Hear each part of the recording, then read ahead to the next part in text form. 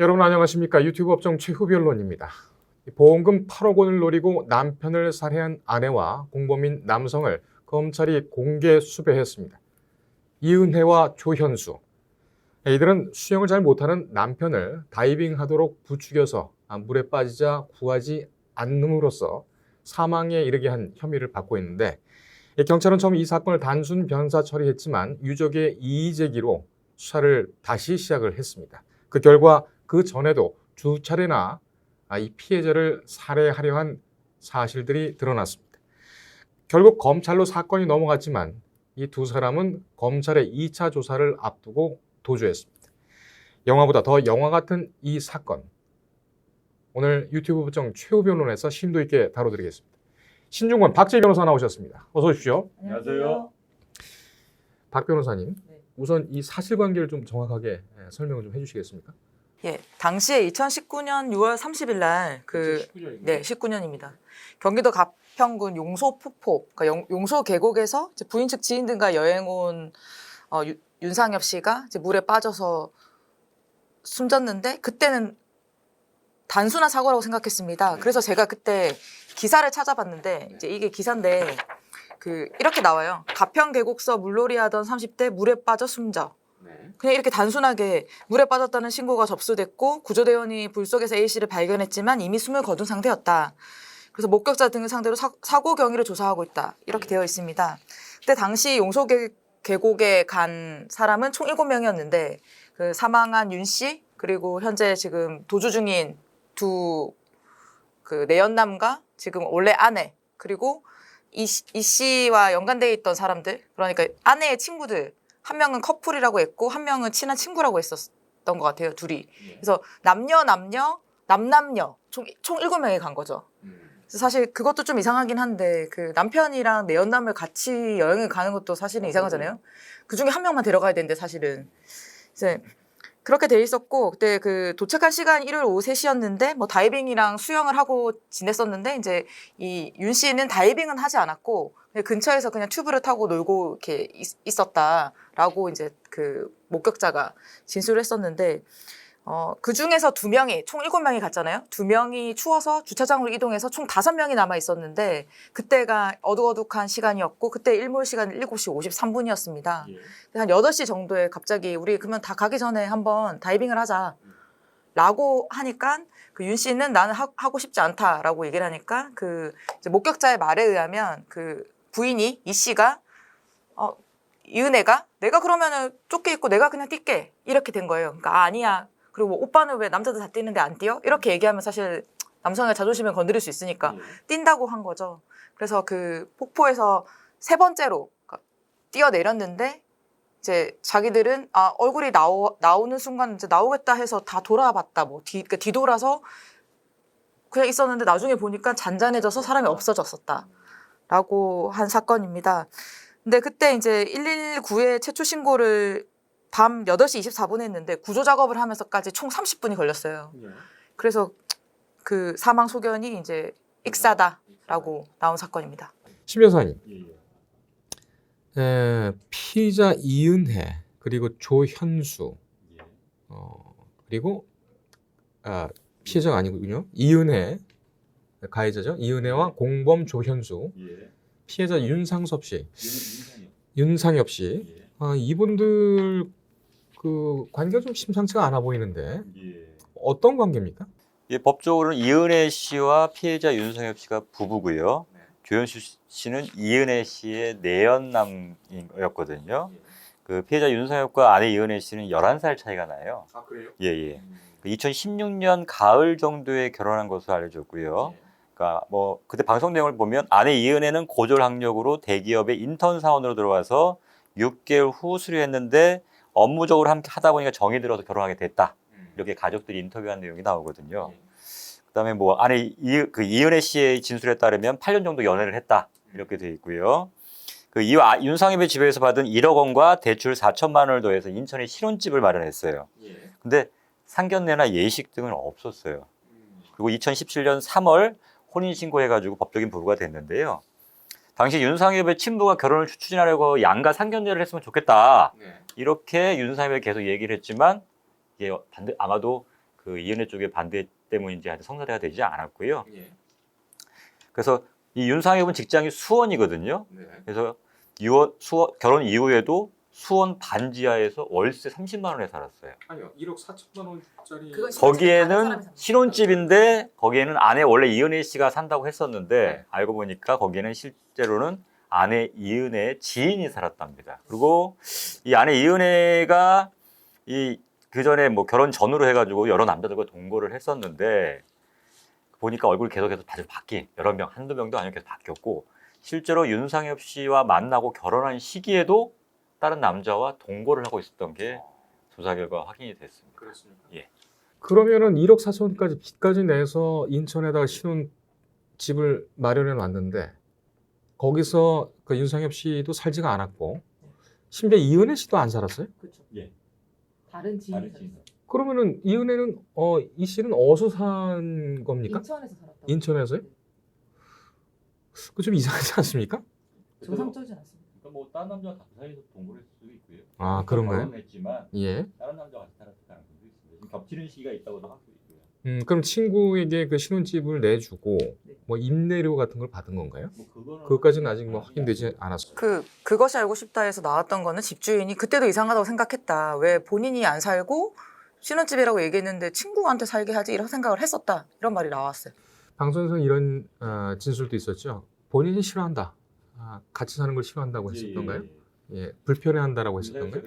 예, 그렇게 진술한 내용이 좀 있었고요. 박 변호사님, 네. 사건 당시로 한번 돌아가 보겠습니다. 네. 이은혜 씨가 SBS하고 인터뷰를 했어요. 했는데 사건 당시 피해자가 다이빙 한 다음에 물속에서 얼굴이 나왔고 그래서 밖으로 나왔다. 이렇게 말을 했습니다.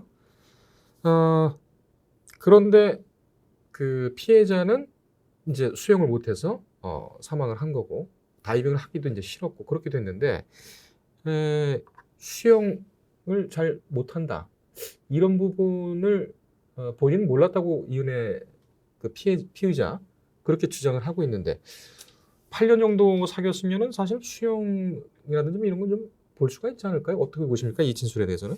근데 이제 이게 문제가 됐던 게 사망 후에도 이은혜가 100일도 안 돼서 다시 자신이 이제 그 수상 스키랑 뭐 수상 관련해 가지고 그런 거를 막 찍은 동영상을 SNS에 올려서 유가족들이 이제 분노한 게 있었는데 그 전에도 윤 씨랑 이제 이은혜는 수상 관련해서 그런 것들을 많이 했다고 합니다. 그리고 이제 가족들은 이제 윤 씨의 고인의 가족들은 우리 그 상엽이는 뭐 잘 수영을 못한다 이렇게 얘기를 했는데 알고 보니 이제 나온 게 수영 강습도 했었다. 약간 치밀하긴 하죠. 수영 강습을 받았다라는 것도 증거로 있었고 그러니까는 하나는 피해자가 네네. 강습을 받았다는 네, 네. 얘기예요? 수영 강습을 뭐 기억은 정확하게 안 나는데 2010몇 년에 이제 수영 강습을 몇 달 받았다. 그리고 이제 뭐 이렇게 따로 자기들끼리 수영장 같은 그런 데 가서 찍은 사진들이 여러 개 물놀이를 즐기는 네. 그러니까 수영을 못하는 사람이 아니었다. 약간 이런 식의 그걸 만들기 위해서 사실은 그런 사진이랑 치밀하게 준비했던 게 아닌가라는 생각이 듭니다. 그리고 이제 보면 이런 말을 했는데, 그러니까 수영을 이제 그래서 그것이 알고 싶다 해서 그 자주 왔다고 하는 그 수상 스키랑 관련해서 그쪽을 갔더니 이제 강사가 이렇게 말을 했었어요. 보니까 남자는 수영을 잘하는 사람은 아니었다. 왜냐하면 이렇게 동작을 이런 식으로 하라 그러면은 그게 틀린 동작임에도 불구하고 그대로 하고 있다는 거예요.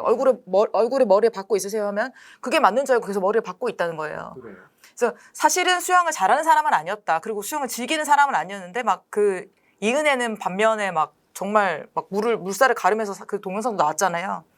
그러니까 오빠도 해가지고 혼자 놔둬서 그 사진 같은 거 동영상 찍어가지고 뭐 귀엽다 이런 동영상도 미리 만들어 놓고 보면 치밀한 걸로 알 수 있고 그리고 물속에서 얼굴이 나왔고 이렇게 얘기를 했었어요. 이은혜는 뭐라고 얘기했냐면 사람이 만약에 잘못됐으면 뭐 허우적거리거나 뭐 살려주세요라는 외침이 있었어야 되는데 그런 소리 전혀 비명소리든 전혀 듣지 못해서 우리는 나오는 줄 알고 그 남아있는 사람이 그러니까 아까 말씀드렸던 것처럼 7명 중에 5명이고 고인이 된 1명을 빼면 총 4명이잖아요. 그래서 3명은 물가에 나와 있었고 1명이 근처에 있었어요. 그러니까 아마 그분도 내가 만약에 뛰어내려서 혹시 잘못되면 옆에서 구해주겠지라는 그런 기대감을 가지고 뛰었던 것 같아요. 근데 그 지금 수배 중인 조연수가 튜브를 끼고 그 근처에 있었던 거예요. 뛰는데 끼고 있었는데, 네, 튜브를 끼고 있는 사람이 조연수인데 뛰어내리고 나서 자기들은 머리가 나왔기 때문에 그 나머지 사람들은 뒤로 돌았다는 거예요. 근데 그거 좀 이상하잖아요. 그리고 나서 뭐 튜브를 뺀다던가 뺀 다음에 뭐 이렇게 갔는데 자기들 그 구명 튜브를 구한다고 그 여자 2명은 또 다시 뭐 위로 올라가면서 2, 3분 정도로 소요했다고 하는데 전 여기서 좀 제일 이해가 안 되는 게 튜브를 원래 가지고 있었잖아요, 조연수가. 그 튜브를 던져주면 되잖아. 그리고 그때 실험 같은 거 한번 보면 있었던 거리를 대충 했을 때 한 2, 30초면은 수영을 해서 구할 수 있는 거리였다라고 하거든요. 그 부분이 좀 이상합니다. 수영을 좀 하는 사람이었나? 네, 그 왜 그렇게 얘기를 했냐면 그 목격자가 머리부터 이렇게 입수를 하는 다이빙을 했는데 그러니까 다이빙을 잘 못하는 사람은 이렇게 다리부터 하고 무서우니까 머리부터 들어가는 거는 이제 수영을 어느 정도 할 줄 아는 사람이다. 라고 얘기를 한 거죠. 그것이 하고 싶다 거기에서도 사실은 목격자의 진술 중에 좀 약간 간과하는 부분이 그러니까 수사 초기 단계 간과한 게 아니냐고 했던 게 뭐냐면 지금 다 처음에 허우적거리는 건 전혀 못 봤다. 그다음에 뭐 물 밖으로 얼굴이 나왔다. 이래서 뭐 아무 문제 없는 건 줄 알았다 했는데 그 중에 그 지인 중에 이름 중에 최 씨라는 사람이 있는데 그분의 진술은 뭐냐면 처음에는 처음에는 뭐 이렇게 그 뭐 물 바깥으로 수영해서 나오는 것처럼 해가지고 그래서 문제 없어 보였는데 좀 이따가 허우적거리는 소리를 들었다. 한 사람만 그렇게 진술하고 있거든요. 그러니까 다른 사람들은 뭐 그런 소리 못 들었다 이런 식으로 얘기를 하는데 한 사람 진술. 이게 지금 진술이 불일치하는데도 불구하고 이 부분이 제대로 지금 처음에 조사가 안 됐던 게 아닌가. 그래서 이 부분에 대해서 좀 조사가 이루어져야 될 것 같고요. 또 한 가지 아까 말씀 조 씨가 처음에 튜브를 하고 있다가 돌려주면 됐어야 되는데 그 부분도 이상하지만 나중에 사람들이 돌아와 보니까 오히려 두 사람 사이의 거리가 멀어져 있더라. 구하러 갔으면 가까워졌어야 됐어야 되는데 오히려 더 멀리 있더라. 이런 것을 봤을 때는 오히려 일부러 구하지 않은 게 아닌가라는 강한 의심이 든다. 이렇게 얘기를 하고 있습니다. 알겠습니다. 지금 제가 이 얘기를 왜 그 길게 자세하게 끌고 가느냐면 이게 나중에 이제 진술의 문제, 살인의 고의의 문제가 되지 않겠습니까? 이 자체가 이미 부작용한 살인이기 때문에 이 법리 구성이 굉장히 어려워요. 나중에 이 재판이 어떻게 될지 모릅니다. 그렇기 때문에 지금 이 부분을 좀 자세히 짚어가고 있고요. 신 변호사님, 그 세 명의 관계에 대해서 다시 한번 좀 여쭤보겠습니다.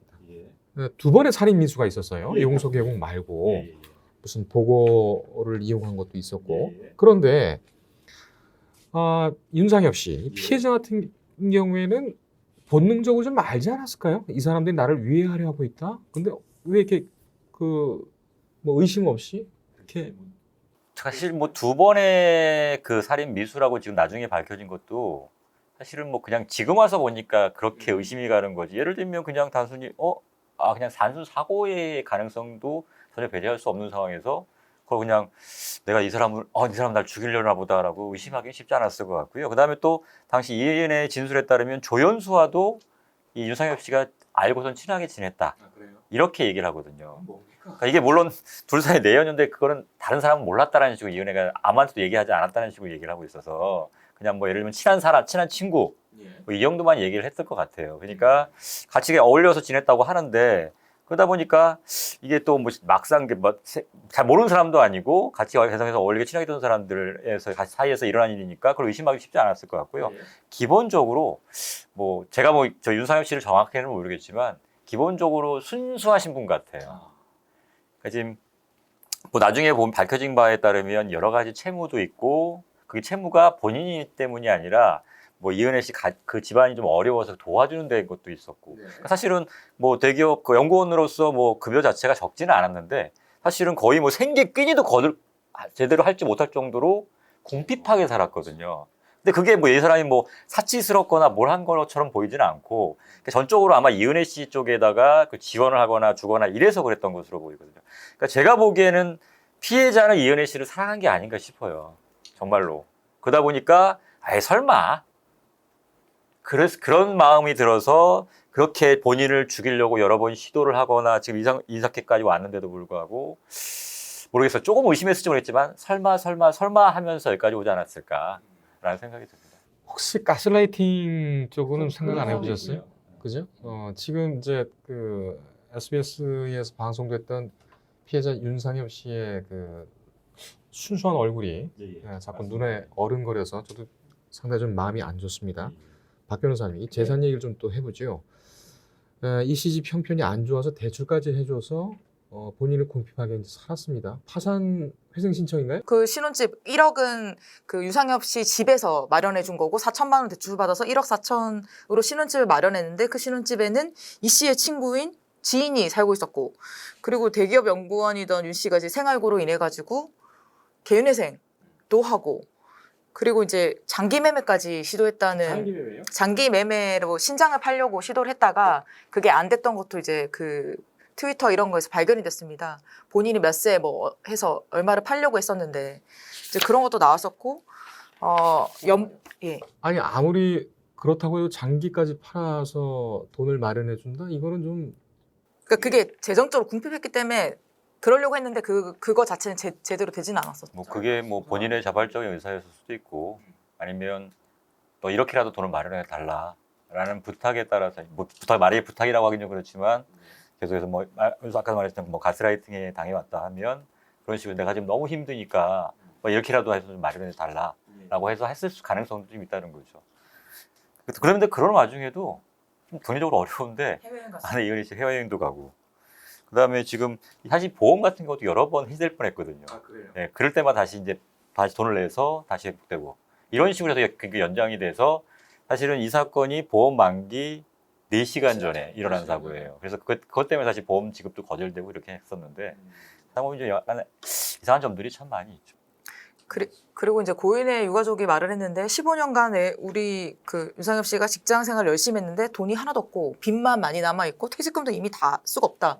그래서 결국 뭐 한전 승인으로 정리를 했다라고 나와 있고 이제 근데 이제 국민연금을 배우자 이 씨가 타고 있다. 그냥 뭐 탈탈 턴 거군요. 그러니까. 정말 다 털린 거죠. 아, 남편으로서 한 게 아니라 그냥. 알겠습니다. 신 변호사님, 이 사건을 처음 수사한 가평경찰서는 변사, 익사에 의한 사망이다 이렇게 마무리를 했었는데 유족들이 이의를 제기를 합니다. 그래서 재수사가 시작이 됐어요. 굉장히 어려운데 초에는 이게 원래 가평경찰서가 2019년 10월에 단순 변사 사건으로 내사 종결을 했었거든요. 이게 엎어질 뻔했는데 이 사건 2019년 11월에 이은혜가 남편의 생명보험금을 청구하고 이제 보험 사기를 의심한 보험사가 지급을 거부해요. 그래서 아마 그다 다시 이것도 검찰에다가 다시 뭐 이런 일이 있다고 한번 보고를 한 것 같아요. 그다음에 결정적인 건 뭐냐면 윤 씨 지인의 제보가 있었어요. 윤 씨 지인의 피해자 지인의 제보. 지인의 제보로 일산 성공했어가 다시 이제 재수사에 착수하게 된 거죠. 그 내용은 정확히는 잘 안 나와요. 근데 아마 여기서 뭐 이런 의심스러운 사정들, 뭐 보험금 청구에 뭐 이런 거 관련들 있지 않습니까? 이런 것들에 대해서 의심스러운 사정들을 다시 얘기를 했고, 그래서 좀 이상하다라고 생각했던 일산 서부경찰서가 다시 이제 재수사에 착수했던 거죠. 그 부분은 이제 제보자가 특정이 될 수가 있으니까 경찰에서 지금 밝히지는 않는 것 같습니다. 알겠습니다. 박 변호사님, 재수사를 맡은 경기 일산 서부경찰서 여기는 구체적으로 어떤 결론을 냈습니까? 아까 말씀드렸던 것처럼 가평경찰서에서는 이제 단순 변사로 내사 종결했는데 2019년 10월에 아까 말씀하셨던 것처럼 유 씨의 지인이 이제 일산 서부경찰서에 제보해서 재수사가 진행됐고 재수사를 마친 일산 서부서는 2020년 12월에 의정부지검 이제 고양지청에다가 사건을 송치를 했죠. 이제 죄가 있다. 살인 등 아까 말씀드렸던 보험 사기 등으로 인해서 사건을 송치했고 의정부지검은 이제 다시 이 씨와 내연남이 살았던 인천에다가 다시 그 이송을 관할지원 이송을 한 상황이었습니다. 신 변호사님, 근데 경찰이 불구속했어요. 불구속 송치를 했습니다. 그 두 번에 그러면 그 인천지검에서 수사를 해가지고 발견했다는 얘기인가요? 그런 거로 보입니다. 그렇죠? 그런데 여기서 또 보면은 그냥 불구속 상태에서 조사를 합니다. 바로 체포영장이라는 구속영장을 청구하지 않고요. 결국 2차에 조사를 하기 전에 도망가지 않았습니까? 이 부분은 어떻게 보십니까? 박 변호사님께 여쭤보겠습니다. 근데 저는 제가 찾아본 바로는 신 변호사님 말씀하신 건 달리 2020년 12월에 의정부지검 고양지청에 불구속 송치될 때 그때 이미 살인이랑 보험사기 방지 특별법 위반 미수 혐의로 이미 송치를 했다고. 제명은 있어요. 제명이 있으니까 그렇게 하고 나서 이제 의정부지검 고양지청이 다시 이제 주거지 관할로 말씀하신 것처럼 이송을 했고, 근데 전면 재수사할 때 보면 이제 9개월 동안 이 씨와 조 씨의 집을 압수수색하고 현장 검증을 3번이나 했고, 그리고 관련자 30명 정도를 조사를 했다. 그렇게 돼 있고 하니까 이제 뭐 12월 13일 날 뭐 와서 하고 이런 식으로 하니까 체포나 구속영장을 안 한 것 같은데 그러니까 압수수색도 할 때도 뭐 도망가지 않았고 뭐 그런 주거부정이나 이런 게 없어서 약간 안심하고 그랬나? 뭐 그런 생각이 약간 들긴 합니다. 이게 아까 말씀하셨듯이 살인이 주적으로 뭐 가해를 가해서 살인한 거라면 좀 쉽게 할 수 있는데 사실 이 사건에서는 뭐 물론 아까 그 혐의 뭐 앞서 살인 미수 2건 사실은 아직까지 혐의일 뿐이에요. 그냥 확실하게 이게 진짜로 그랬는지 여부는 알 수 없어요. 단순하게 그냥 뭐 그냥 보고를 먹으려는데 뭐 사고가 뭐 그렇게 보고를 먹었는데 문제가 될 만했다. 이렇게 그냥 단순 사고의 가능성도 있을 수 있단 말이죠. 그래서 그거를 위해서는 우선은 조사를 해야 되고 그래서 이 피의자들을 조사하기 전에 미리 그래서 관련자들을 우선 조사를 했던 거고 그래서 1회 조사를 했는데 그렇다고 해서 바로 어떻게 혐의가 명확하게 드러나지 않은 상태에서 체포나 구속을 하기에는 증거가 너무 부족했던 거죠. 그렇기 때문에 계속해서 그래서 1차 조사하고 나서 2차 조사 하겠다. 그러고 나서 뭐 이제 결정을 하겠죠. 그러고 나서. 근데 아마 그때 1차 조사하면서 이제 눈치를 챈 것 같아요. 이제 이거 뭔가 내가 이제 좀 구속이 되거나 아니면 뭔가 좀 문제가 될 것 같으니까 그래 도망가자라고 해서 지금 도망가서 지금까지 이렇게 숨어 살고 있는 거. 그렇군요. 지금 뭐 언론에는 나오지는 않았지만은 이 영장을 청구를 했다 기각됐을 수도 있었겠었어요. 뭐 근데 제가 보기에는 1차 조사밖에 안 했기 때문에 영장 청구를 안 했을 겁니다. 예. 보통 조사까지 마치니까요. 신 변호사님, 검찰이 이제 뒤를 쫓다가 공개 수배를 했어요. 검찰이 공개 수배를 한 거는 좀 이례적입니다. 제 기억으로는 세월호 사건 이후에 아마 오랜만인 것 같습니다. 이거 뭐 이 정도로 뭐 국민들이 분개를 하고 관심을 갖고 찾고 있으니 곧 뭐 잡히겠지요. 어떻게 보십니까? 그다음에 또 언론의 향언은 그만큼 찾기가 어려웠을 수도 있어요. 그래요? 왜냐하면 쉽게 찾을 수 있으면 사실 이렇게까지 할 필요는 없거든요. 그러니까 뭔가 국민들이 제보가 없으면 좀 단서 추적하기가 쉽지 않다라는 생각 때문에 이걸 아마 언론에 통해서 이제 공개 수배를 한 것 같은데요. 이게 연구한 게 있더라고요. 연구 대상이 뭐냐면 진영 9년, 그러니까 2010년부터 2018년까지 언론 매체를 통해 이제 긴급 공개 수배했을 때 그 사건이 총 112건이었어요. 검거율을 보니까 검거율을 보니까 83%. 그래요? 꽤 높아요. 높네요. 예. 그러니까 일반적으로 그냥 공개 수배한 경우가 55%였고요. 검거율이. 그거보다는 상당히 높다는 거죠. 그만큼 사람들이 관심을 갖고 지켜보면 주변에 사실 그냥 지나쳤다가 몰랐는데 이걸 통해서 보고 저 사람 내가 본 사람인데 이렇게 제보가 올 수 있다는 거죠. 그래서 그런 경우에 검거율이 높기 때문에 이것도 아마 좀 그 가능성이 높지 않을까라는 생각이 듭니다. 예. 박 변호사님, 근데 이거 살인죄를 기소해도 아까도 말씀드렸습니다만은 이 살인 고의의 입증이 쉽지가 않을 것 같아요. 이제 피해자 스스로 의사의 물속에 뛰어들었고, 피해자가 곧 나올 줄 알았다. 이런 부분도 상당히 좀 어떻게 보면은 저럴 수가 있느냐. 그러니까 아주 상식을 벗어나는 그런 진술은 아니란 말이에요. 이 부분. 아까도 말씀했습니다만 다이빙과 관련해서도 이 씨가 또 주장했다는 내용, 이 부분도 또 진술이 엇갈리고 있고 이게 향후 재판 어떻게 될까요? 그러니까 부작위에 의한 살인이 문제가 될 수가 있는데 이 부작위 범위 이제 진정 부작위라는 건 뭐냐면 이제 퇴거불응 우리가 여기서 안 나가고 계속 있으면 퇴거불응이 되는 그거는 누구나 다 할 수 있는 범죄입니다. 그래서 그냥 하기만 하면 돼요. 안 나가기만 하면 퇴거불응이 되는 건데 이 경우에는 지금 살인과 관련한 이 보증인 의무나 이런 것들이 있어야 합니다. 그러니까 부작위 범이 되려고 하는 이제 의무를 가진 사람이 실제로 부작위한 것이 살인을 했던 거와 똑같은 가치가 있어야 됩니다. 그러니까 쉽게 설명하면 내가 죽을 거를 예상하면서도 그 사람을 구하지 않았다. 그러니까 내가 충분히 구조할 수 있었는데 그 사람을 구하지 않았다. 정도가 돼야지 그 부작위가 이 구조행위 자체를 안 한 거를 살인과 똑같이 볼 수 있는 겁니다.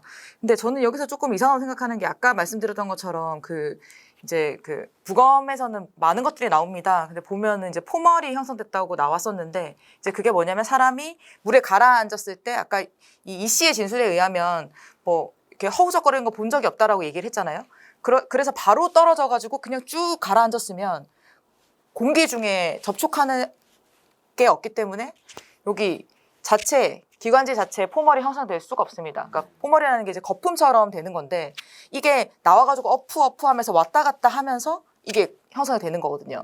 그래서 그걸로 봤을 때도 법의학자들도 분명히 나와서 이렇게 얼굴을 해서 뭐 살려달라고 했던지 뭔가의 구조, 그러니까 첨벙첨벙했다든지 그렇게 공기 중 접촉이 있었을 거라고 얘기를 했어요. 그리고 아까 제가 말씀드렸던 것처럼 5명 중에서 그때 당시 있었던 5명 중에서 3명은 이제 강가에 나와 있었고 2명이 있었잖아요. 아까 조 씨는 그 근처에 있었고 튜브를 끼고 있다는 건 아, 내가 떨어지다가 잘못되면 구해주겠지인데 그걸 던지지 않고 충분히 구할 수 있는 거리임에도 불구하고 뭐 튜브를 벗은 다음에 이렇게 갔는데 와보니까 또 그 사람들도 이상한 게 또 분명 튜브를 또 구하러 갔잖아요.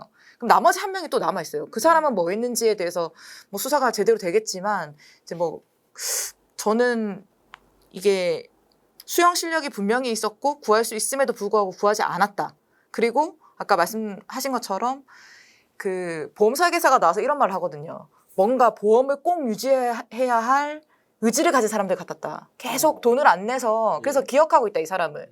계속 돈을 안 내면 이제 그 설계사는 유지를 시켜야 되잖아요. 그래서 왜 돈을 내라고 하면 거의 끝날 때쯤 되면 또 돈을 넣고 그래서 연체가 되고 나서 또 돈을 넣고 계속 근근히 유지되고 있었고 그때 이제 그것이 알고 싶다 팀이 가니까 그 윤상엽 씨 집에 딱 7월 1일 날 실효됩니다라는 그게 와 있었어요. 추고장 비슷한 네. 근데 그거 타기 전에 이제 있었으니까 저는 부작위한 살인이 이제 뭐 입증되긴 힘들지만 여러 가지 사정에 의해서 정황 그리고 그들이 있었던 사람들의 지금 뭐 말이 안 맞는 부분, 진술이 엇갈린 부분도 있는데 근데 보면 2012년 6월에 그 홍천강 살인 사건 혹시 기억하실지 모르겠는데 약간 비슷합니다. 보면은 이제 그 피해자인 아내가 밤 8시에 튜브도 없이 다슬기를 따러 가다가 익사를 해가지고 남편이 신고를 해가지고 처음엔 단순 사고로 묻힐 뻔했는데 살인이 인정이 돼서 근데 그땐 약간 다르긴 한데 이 보면은 솔직히 밤 8시면은 어둑어둑한 시간에 뛰는 사람은 없잖아요 사실. 그리고 사람들이 다 나가길 기다려가지고 두 명이 더 있었는데 그 사람이 나가자마자 이제 우리도 이제 파하자 하면서 뛰어내렸다고 하는 거 보면 인적이 드문 시간을 골라서 사실은 여러 명이 같이 있고 목격자가 여러 명이 있으니까 자유로워질 수 있잖아요. 이제 그런 거랑 보면 이제 뭐 홍성한 살인 사건도 결국은 그 무기징역이 확정이 됐거든요. 네. 홍천간 살인 사건도 부작위한 살인. 부작위한 살인과 약간 자기가 약간 있는데, 그러니까 뭐 보면은 이제 자기는 아무것도 안 했다라고 했는데 재판하면서 밝혀진 거에는 뭐 모고 졸랐다 이런 것도 있긴 있었습니다. 네. 심 변호사님께서는 어떻게 보십니까? 예, 지금 말씀하신 것처럼 여러 가지 의심스러운 정황들이 있고요. 뭐 특히나 이제 보험이 연관돼 있기 때문에 이제 목적까지도 이제 왜 살인의 목적까지도 동기 부분도 이제 어느 정도 소명이 될 수 있을 것 같은데 문제는 뭐냐면 이 검찰에서 보고 있는 건 이은혜와 조연수가 수영을 할 줄 모르는 남편 윤정수에게 계곡에서 다이빙하게 한 뒤 구조하지 않아서 살해한 것 이게 어떻게 보면 범죄 사실이지 않습니까? 근데 우선은 몇 가지가 또 밝혀져야 될 것 같아요. 진짜로 윤정섭이 전혀 수영을 할 줄 몰랐는지. 윤상섭 죄송합니다. 윤상엽 씨군요. 윤상엽 씨. 저도 이름을 자꾸 잘못 써놨네요. 그다음에 설사 그렇다고 하더라도 이은혜와 조연수가 이를 알고 있었는지.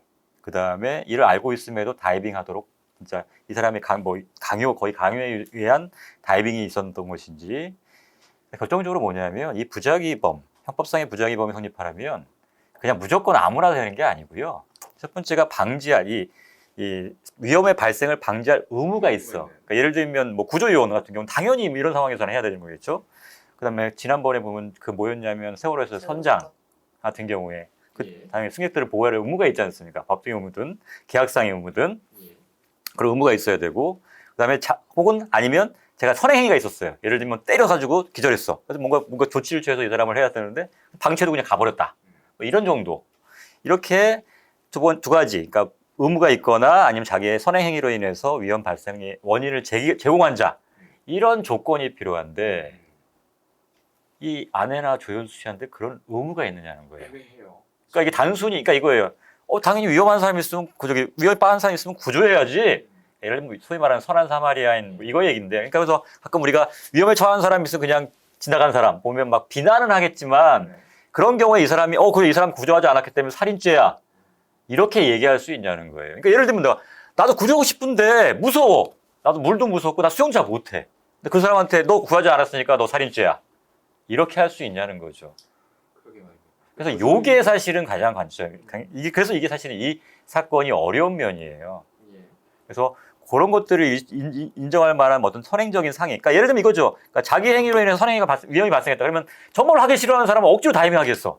뭐 그런 정도 그렇게 됐다고 하면 그건 어느 정도 인정할 여지가 있어요. 네가 그렇게 만들어놨으면 이 사람이 만약에 허우적대거나 뭘 했으면 네가 가서 구했어야지 라고 하는데 그 앞에 있는 그 선행행위가 이 사람 이은혜 조연수로 인해서 발생한 건지 물론 조금 내키진 않지만 그래도 다른 사람도 하니까 내가 해야지 이래서 한 건지 이런 것들에 관한 사실관계가 좀 더 밝혀져야 이 부작위한 살인죄가 인정될 가능성이 있습니다.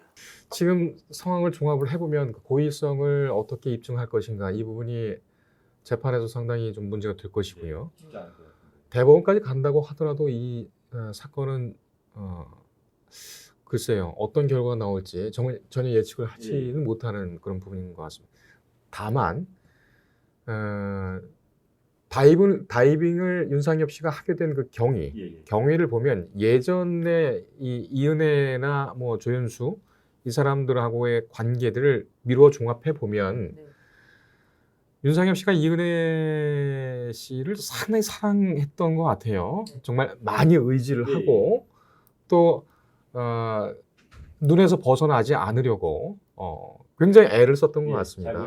예, 그리고 사건 당시 거기도 보면은 오빠는 왜 안 해? 다른 남자들 다 하는데 비교를 하고 오빠 안 하면 내가 할게라고 했던 거 이게 어떻게 보면은 다이빙을 하게 된 트리거가 된 게 아닌가 생각이 됩니다.